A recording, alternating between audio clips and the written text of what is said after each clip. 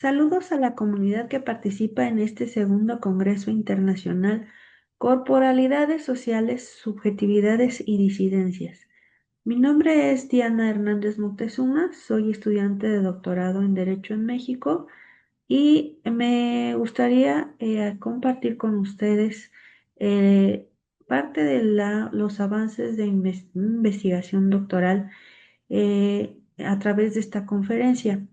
La titulé El asedio psicológico grupal, fenómeno extremo para la disidencia y la insubordinación. En la investigación que estoy desarrollando trato de explicar que no se ha identificado un tipo de violencia psicológica extremo que por sus características y sus elementos puede ya considerarse como un probable delito debido a la organización de un grupo identificable de personas que con conductas típicas pueden contagiar a un colectivo y llevar a una persona o instigarla a cometer suicidio. Suicidio que es el resultado de entre muchos otros que podemos encontrar cuando se provocan lesiones psíquicas a un sujeto, que es el ataque de este tipo de violencia, que es la psicológica. Me gustaría introducir el tema con una frase que encontré en el libro de Matar al Otro, Historia Natural de la Violencia Étnica, de Matthew Long, que dice así: la turba logró finalmente romper las bisagras de las puertas y ya en sus manos los inculpados fueron injuriados. El autor, a través de esta frase, hace referencia a la investigación que él desarrolla de la violencia étnica y cómo se contagia un prejuicio o el odio que se tiene a una clase o una categoría de individuos que forman parte de ella, que en este caso es el etnicismo, que en ellos se encuentran pues personas de raza eh, indígena o en su libro toca los casos de personas de raza negra. Para poder entender este fenómeno de violencia física colectiva, él desarrolló su investigación a partir de elementos que eran clave para detonarlos, como lo explica Foucault. Son dispositivos de poder que detonan y, bueno, producen fenómenos sociales.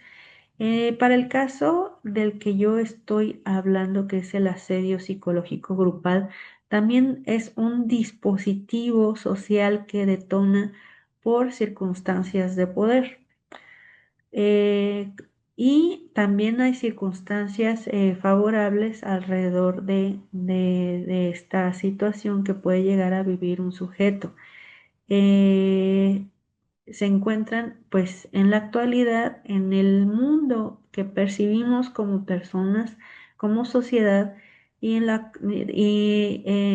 escenario en el que pues hay diferentes elementos que sí deben de ser explicados. El primero de todos es pues las estructuras sociales. Sabemos que el siglo pasado, a partir de que el individuo ya no solamente se consideró un ente bio y psicológico, sino un ente biopsicosocial a través de las teorías del psicoanálisis y del el estructuralismo. Bueno, pues se llegó al concepto de estructuras sociales en donde pues se toma como una manera de organizar un todo y que produce espacios sociales donde se colocan a los sujetos y ellos desarrollan hábitos y costumbres. A partir de esto entendemos las clases sociales, las clases por nivel económico, por nivel educativo, pero también por raza, por género, y que existen como estructuras eh, Pues lugares donde se colocan por una fuerza subjetiva, tanto individual como colectiva, los sujetos que formamos parte de una sociedad. Otro concepto es el colectivo.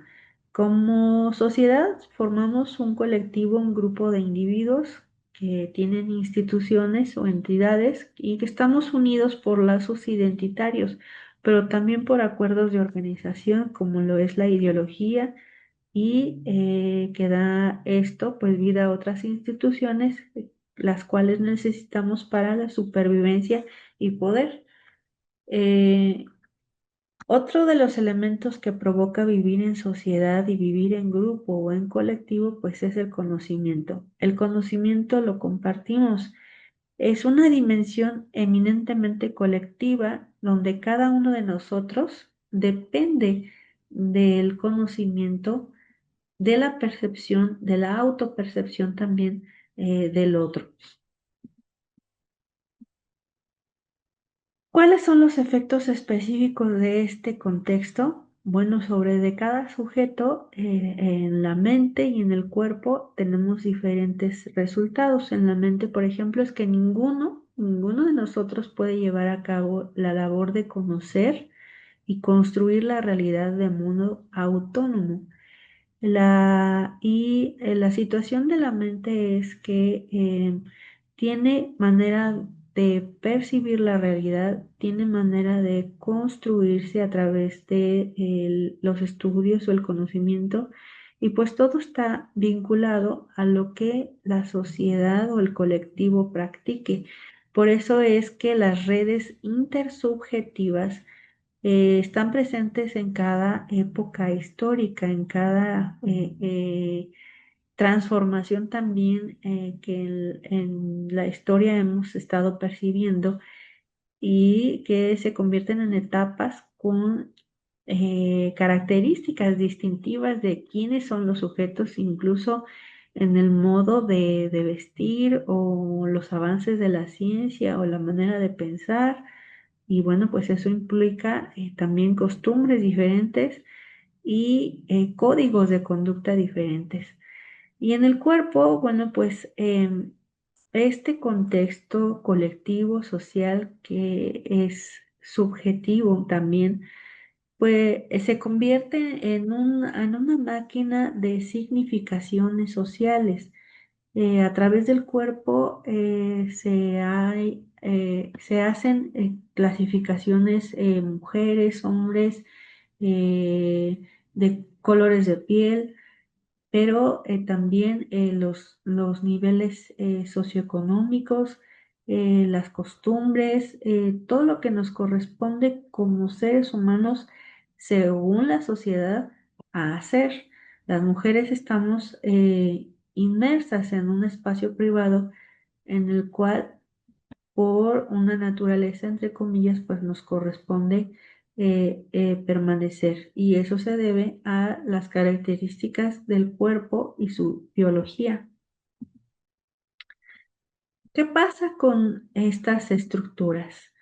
Generan en la mente de la sociedad mecanismos de poder, mecanismos de subordinación y también jerarquías.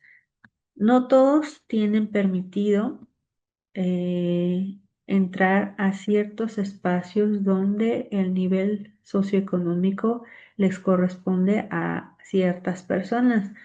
No todos pueden ingresar a un nivel académico porque por la percepción social solo le corresponde a ciertas personas. De ahí que nacen fenómenos como la discriminación, el racismo, la violencia de género, la violencia sexual, entre otras. Em,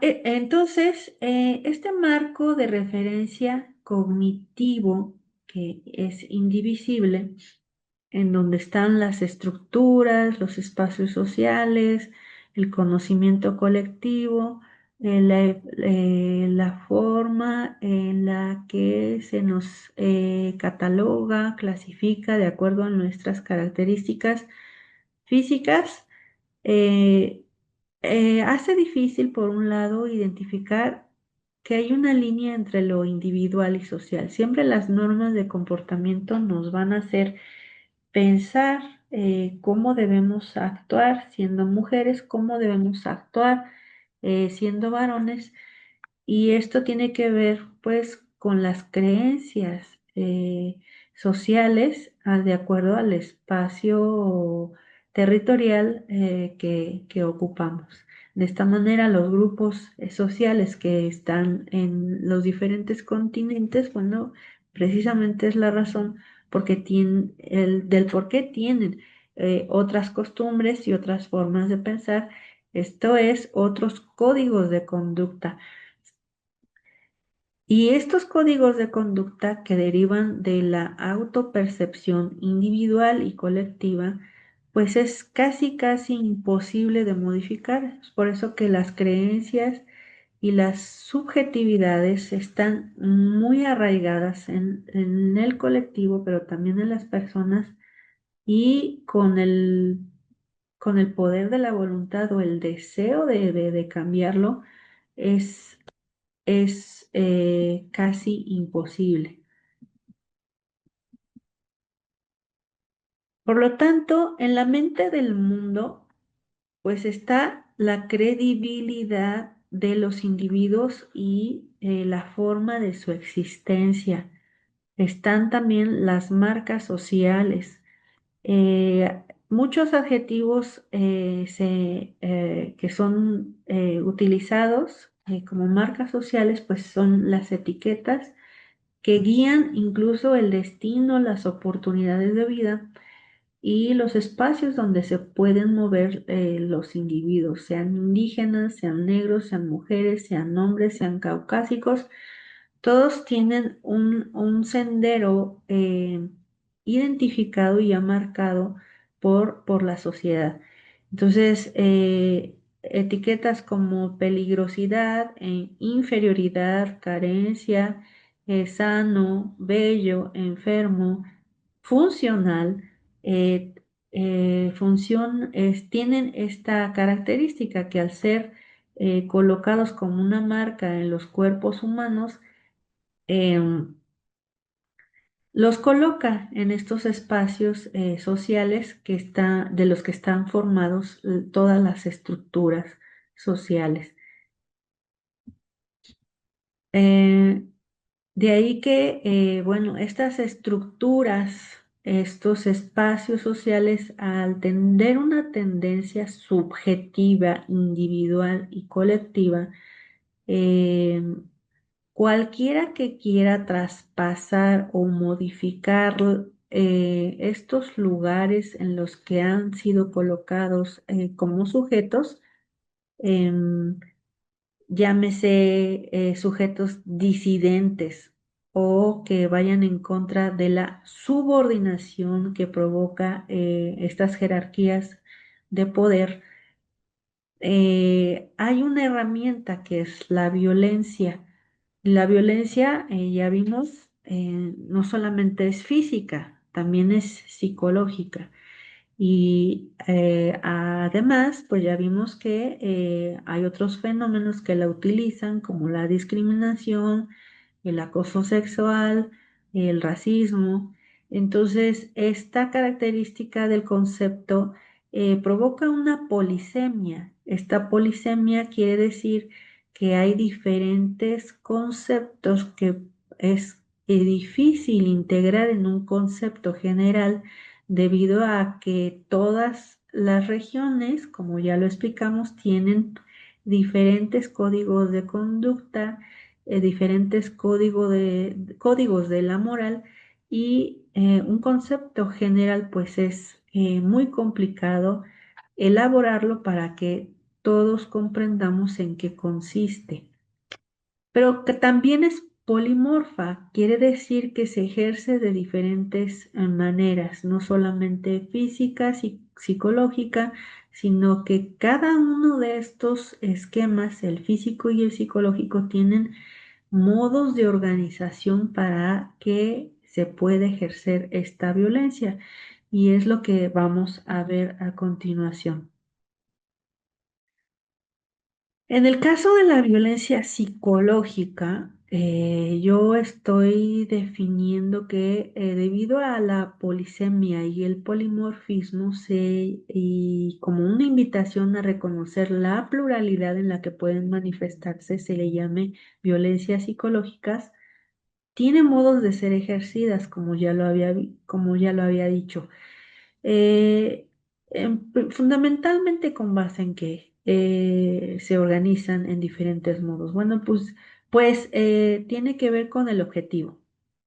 El objetivo puede ser ridiculizar, puede ser intimidar, puede ser eliminar, eh, y los motivos, bueno, pues pueden ser las condiciones en las que la víctima se encuentra, por ejemplo, un, un espacio social de mayor nivel al que quien ostenta poder y al querer someterlo, pues ejerce violencias psicológicas para tener pues un mismo nivel para no sentir que puede sentirse agraviado por lo que representa la otra persona. En muchos casos de envidia, por ejemplo, por cuestiones académicas en la que una persona ha estudiado más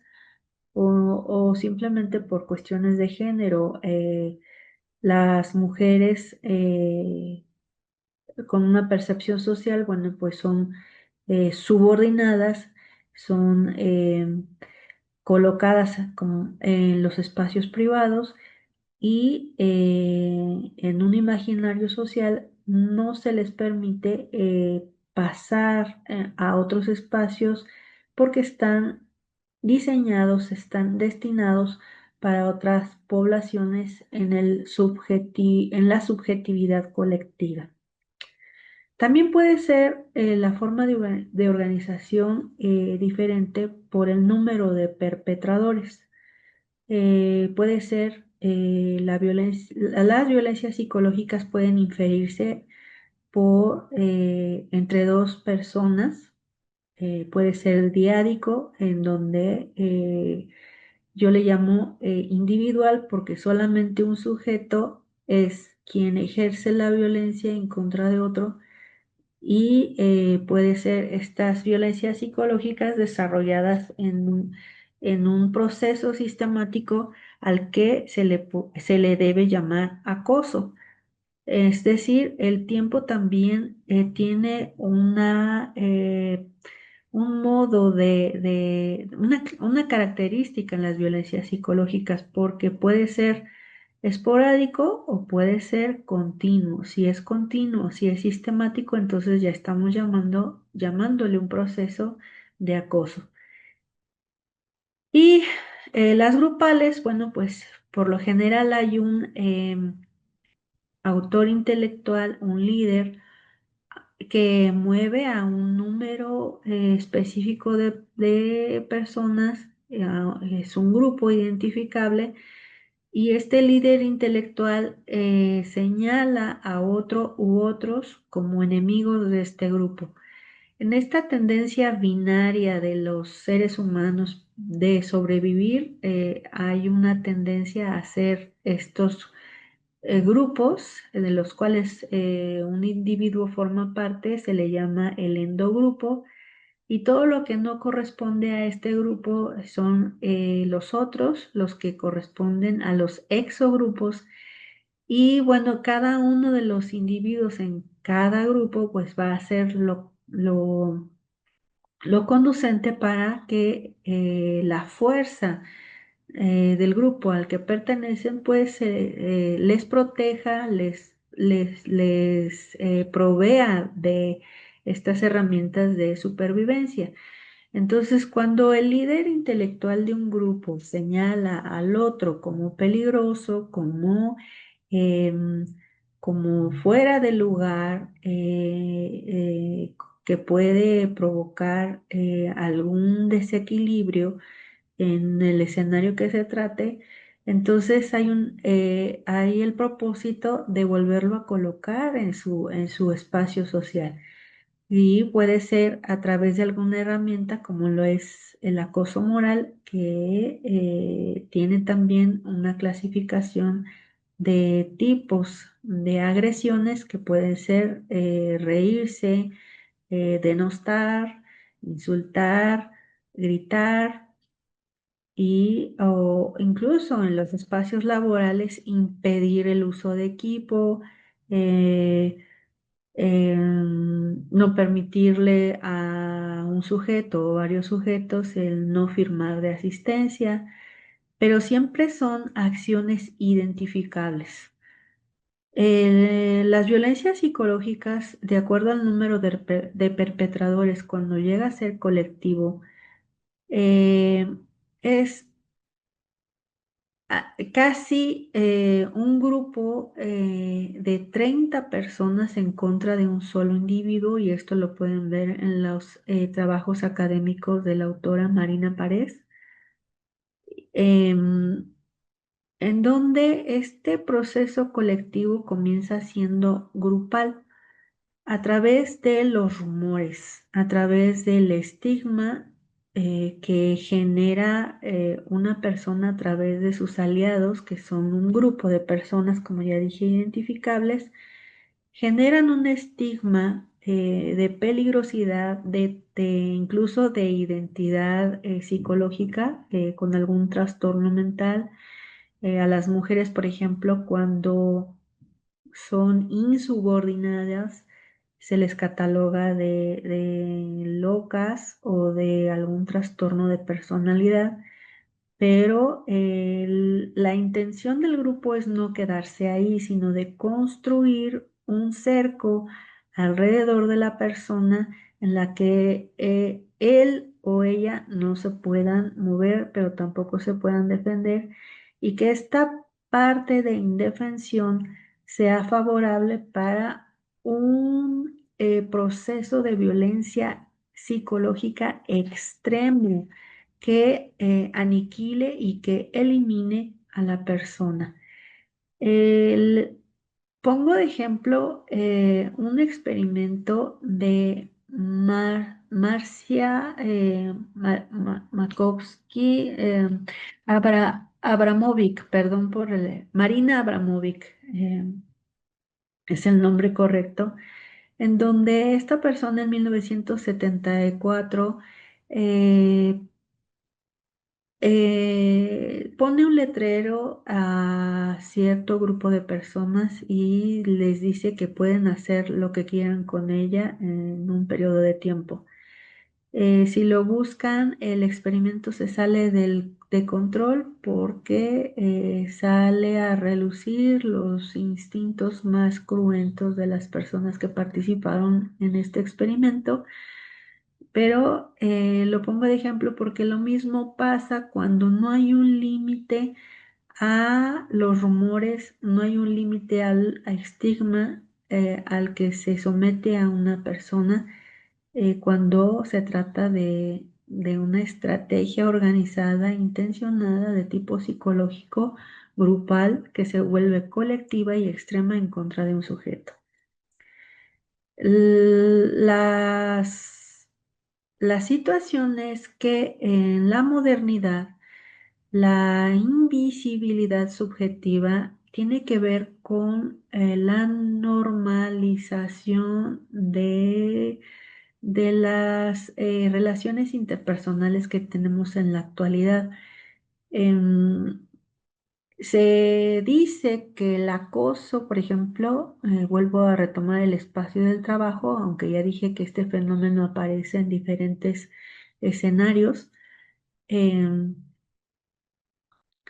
Se dice que es un problema de asertividad personal, y que quien no tolera el acoso, quien no tolera la violencia normal, la violencia de roces profesionales en el trabajo, bueno, pues el problema es de la persona y no de las conductas organizadas y dolosas de un grupo con poder dentro del escenario que se trate. Entonces, la invisibilidad, pues no solamente es colectiva de la sociedad, que permite o que no acepta que estos casos de violencia extrema puedan llegar a suceder, sino también del sujeto que la padece, porque no comprende el límite entre lo que es normal, entre lo que es un roce profesional y la verdadera persecución que tiene como objetivo eliminarlo de un lugar, que puede ser incluso su unidad habitacional. En el derecho romano existía esta parte de las lesiones verbales que protegían la integridad moral de los sujetos que vivían en la sociedad romana. La lesión era la injuria y se castigaba como un delito por provocar este desequilibrio moral en los sujetos. Y la acción típica que era colectiva se llamaba convicio. Era a través precisamente de un instigador que construía un estigma que se propagaba en un grupo y este contagio se expresaba en gritos, en blasfemias.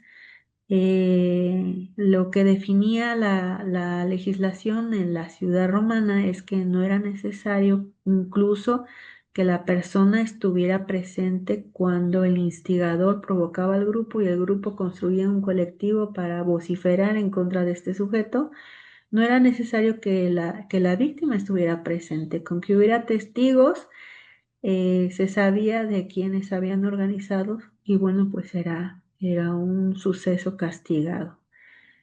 El mismo proceso tiene que ver con el asedio psicológico grupal, es solamente que lo psicológico es, para ser efectivo, precisamente es invisible. Rita Segato dice que la violencia moral no precisamente tiene que ser algo evidente. Puede ser una risa, una, una conducta disfrazada que tenga como intención este golpeteo emocional y no precisamente se le va a decir a la persona eh, que se le está agrediendo. Por eso hay fenómenos como el gaslighting, que se le engaña a la persona en su percepción de la realidad, haciéndole creer que es una situación que forma parte de su imaginación y finalmente la manipulación pues logra que la persona se someta. Bueno, y esto es una estrategia que se ha estudiado en modo individual, pero lo que yo estoy proponiendo es que hay una forma colectiva de identificar a un sujeto por una marca social, por un estigma que puede detonarse por un dispositivo de poder, cuando el sujeto, el autor intelectual o el grupo que es autor intelectual, identifica a esta persona como peligrosa, como indeseable. Y bueno, la violencia psicológica en este contexto va a ser imparable, va a ser extrema y va a ser, lo peor de todo, normal. Incluso llega a identificarse como un problema de trastorno mental de la víctima cuando nada tuvo que ver. Hay una verdadera aparición de lesiones psíquicas en las que la persona con esta agresión, eh, eh, con este robo de identidad, con este robo de autoestima, pues no desea más seguir en el mundo con la idea de que precisamente está perdiendo la razón y es es a causa de la violencia extrema, dolosa, organizada de un grupo con poder en un espacio, llámese el trabajo, llámese una unidad habitacional, llámese un lugar donde la víctima asista con frecuencia y donde no tenga una salida, es decir, un espacio cerrado en donde tenga que seguir viendo a sus agresores en un proceso o en un periodo de tiempo que los especialistas han determinado van de 1 a 6 meses. Ese es el verdadero mobbing, ese es el verdadero fenómeno colectivo que comienza siendo grupal y que es un fenómeno que debería estar siendo estudiado particularmente dentro del marco del acoso laboral, porque es un tipo de acoso. Con esto quiero decir que la palabra mobbing no debería ser utilizada solamente en los espacios laborales, sino en otros escenarios, porque no hay que vincular al anglicismo con el trabajo nada más. Es MOF. MOF tiene una etimología que refiere a lo grupal y este es el fenómeno que debería ser identificado con el anglicismo. Es el asedio psicológico grupal porque se forma un cerco de violencia organizada en contra de un solo sujeto y con resultados sumamente graves, como lo puede ser el suicidio.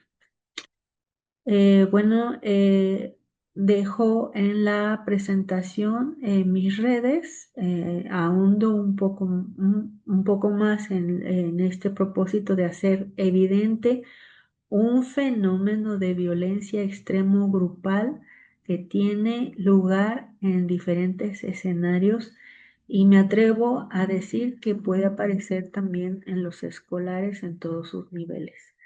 Agradezco mucho al comité académico la invitación y espero haber generado conciencia, pero sobre todo lo más importante, la unidad cognitiva, la unidad conceptual que requiere este fenómeno en todas las partes del mundo. Muchas gracias.